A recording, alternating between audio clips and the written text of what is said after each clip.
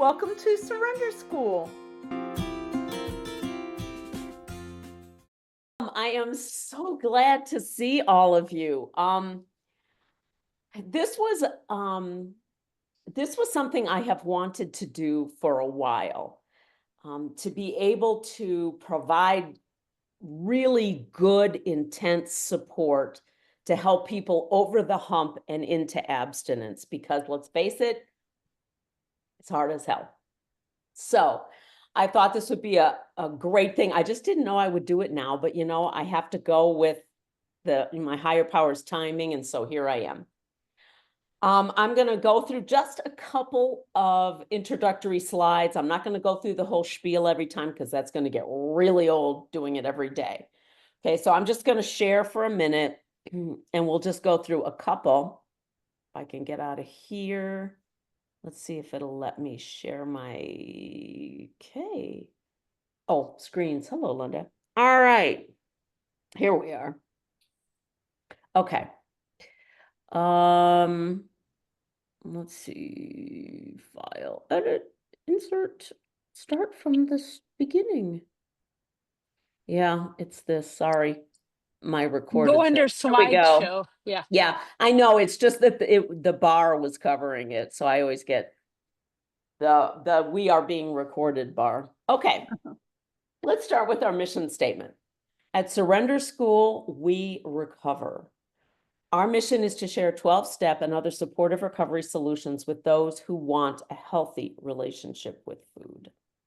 We are not an official 12-step meeting, but we do try to adhere to the spirit of the traditions as best we can.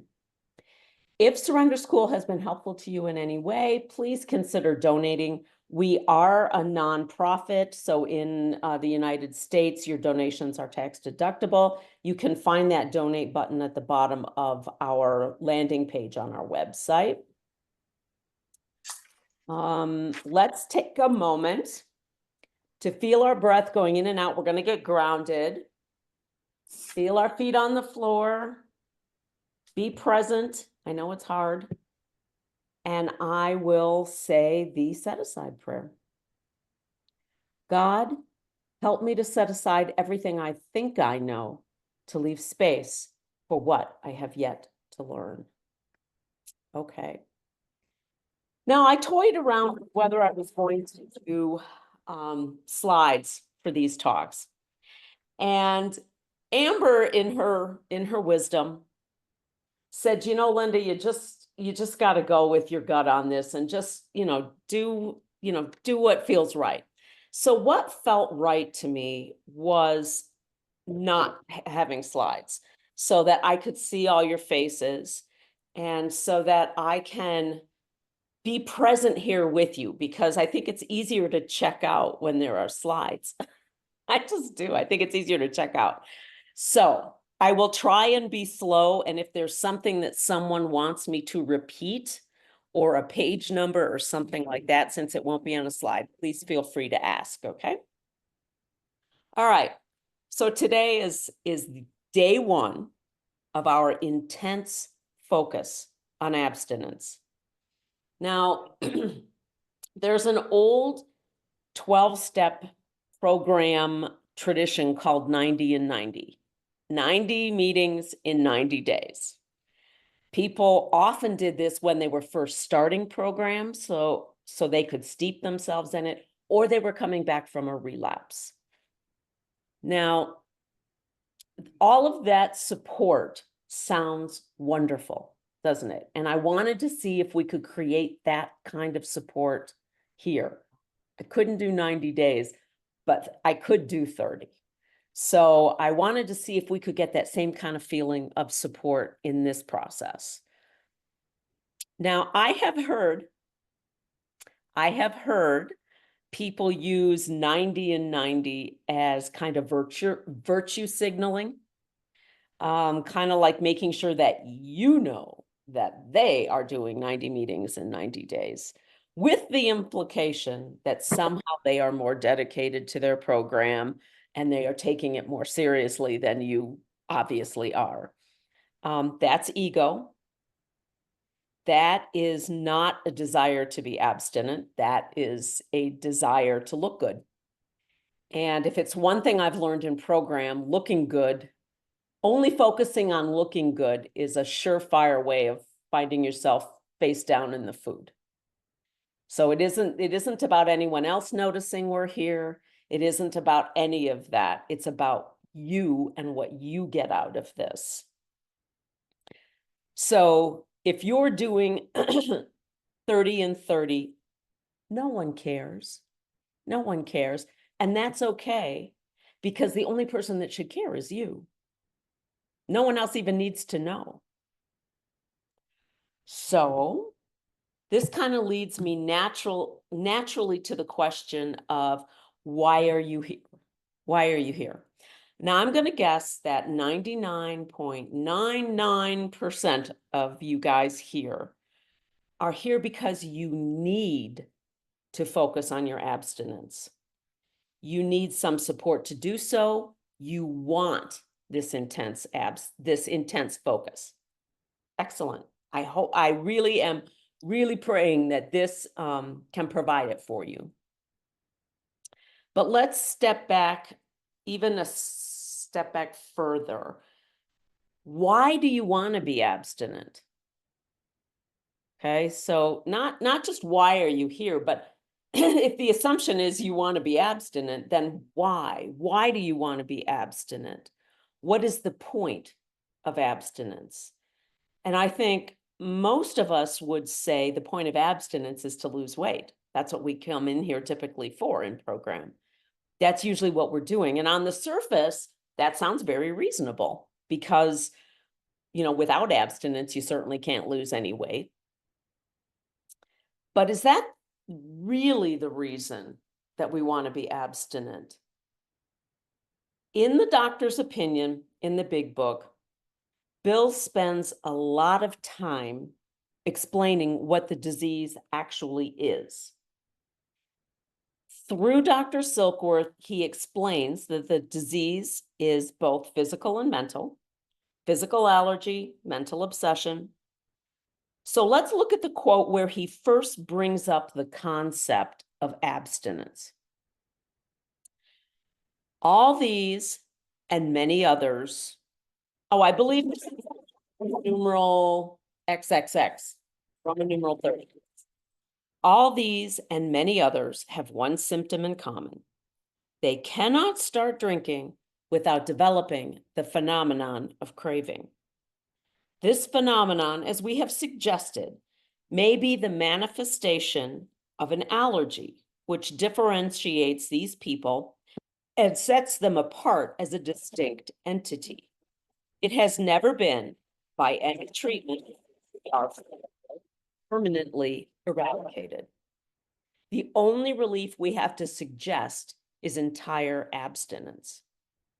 Now, my understanding of this paragraph is that the one thing that all food addicts have in common is that when we eat certain foods, our alcoholic foods, we crave more, period.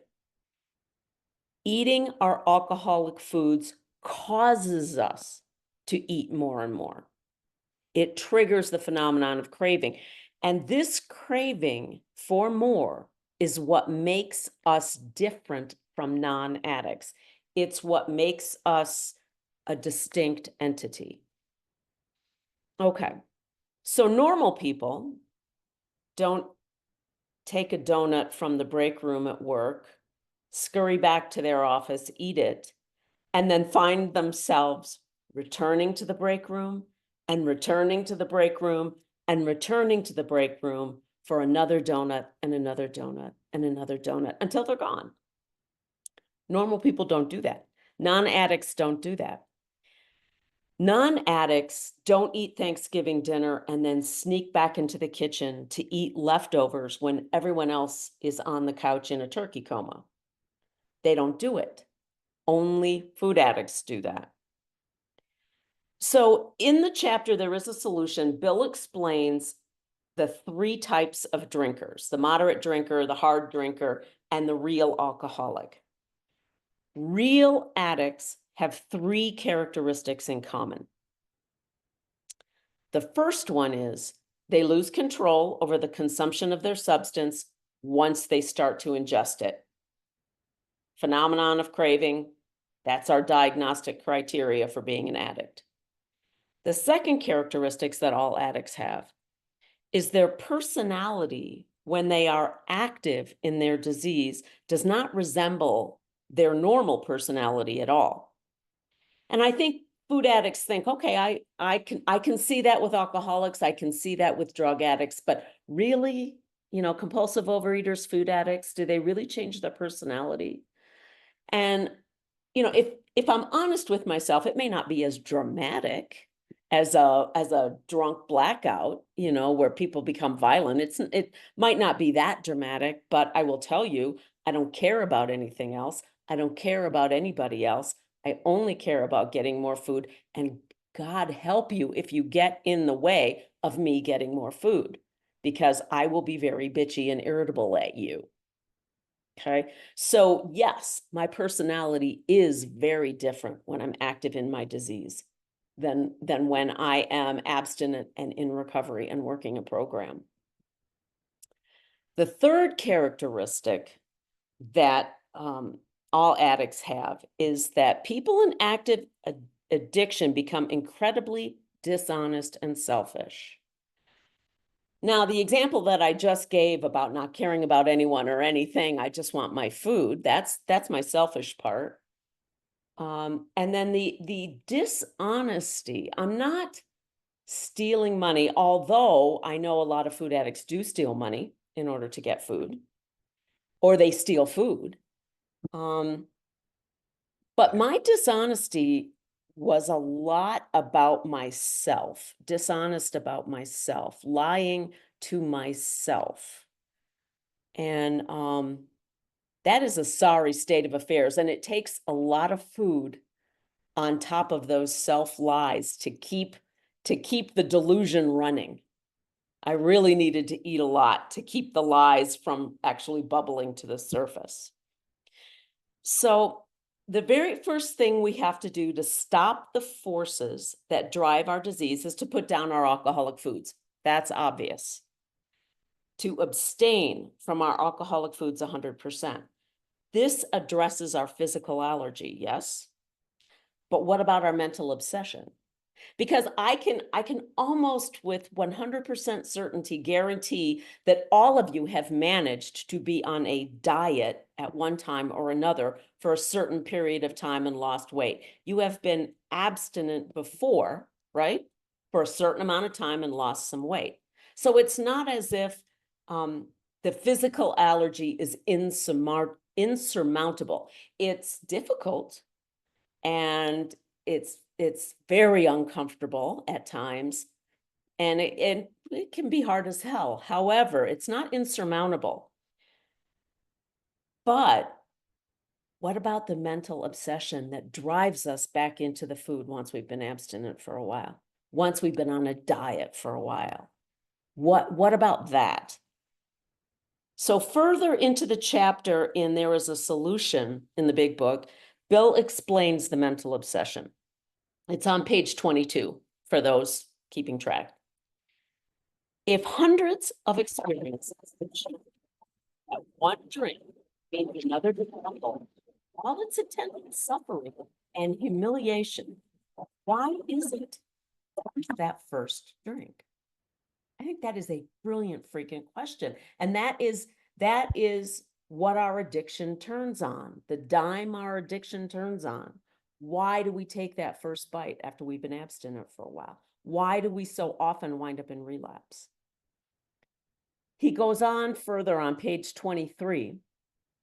These observations would be academic and pointless if our friend never took the first drink, thereby setting the terrible cycle in motion. Therefore, the main problem of the alcoholic centers in his mind rather than in his body. The mental obsession is why we pick up our alcoholic foods after a period of abstinence. So even if we can manage to put the food down for a bit, inevitably we pick it back up due to the mental obsession.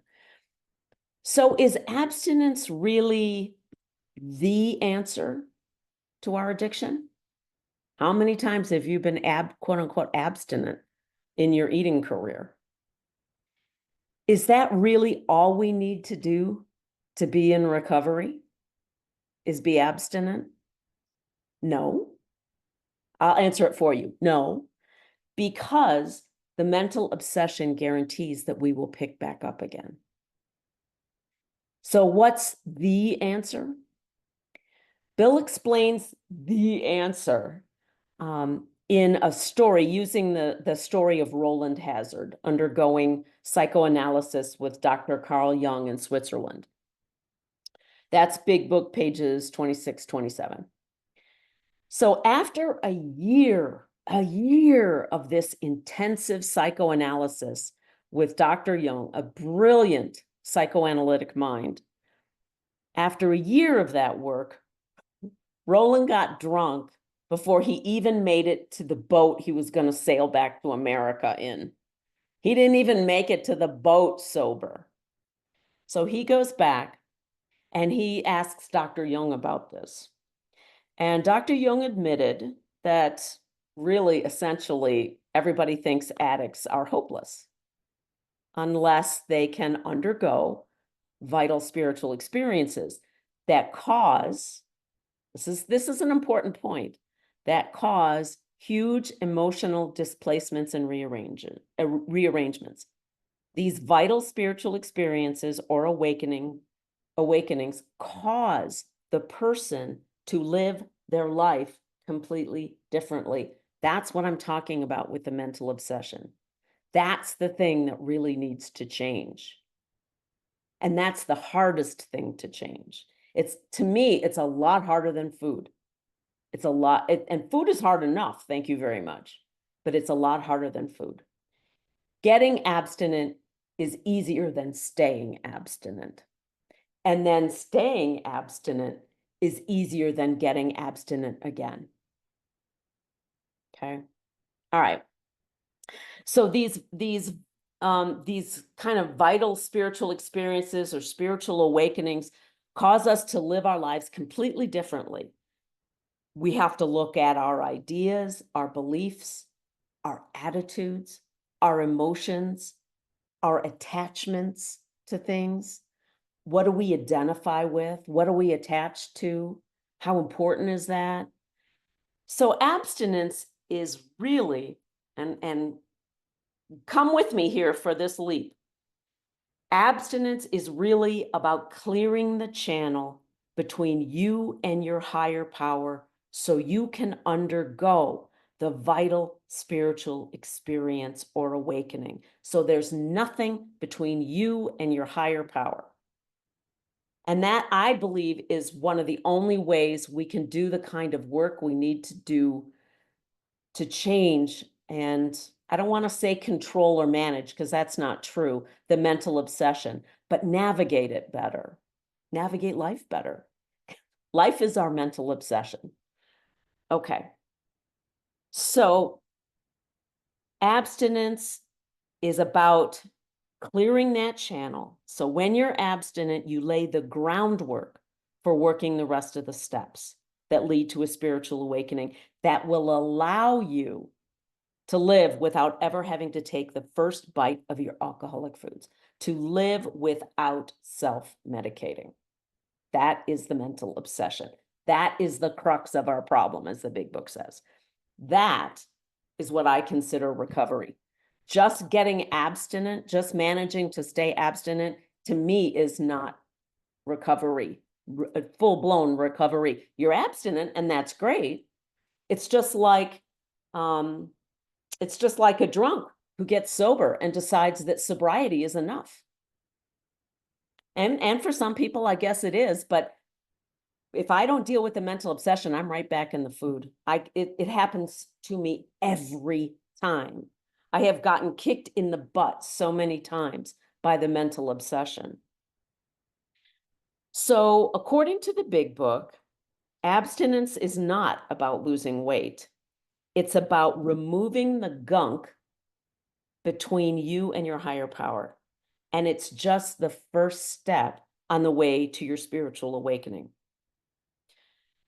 So I'm going to share with you our question for today, and then I will time it, and I'm going to put it, I will use the app in Zoom to time us. I'm going to give us about 5 minutes for us to write on this question, and then we'll come back and share. All right. Don't you love this cartoon? Okay. So here's the question. What would it feel like to have nothing between you and your higher power? To have nothing blocking you from your higher power? What would that feel like? Thanks for recovering with us.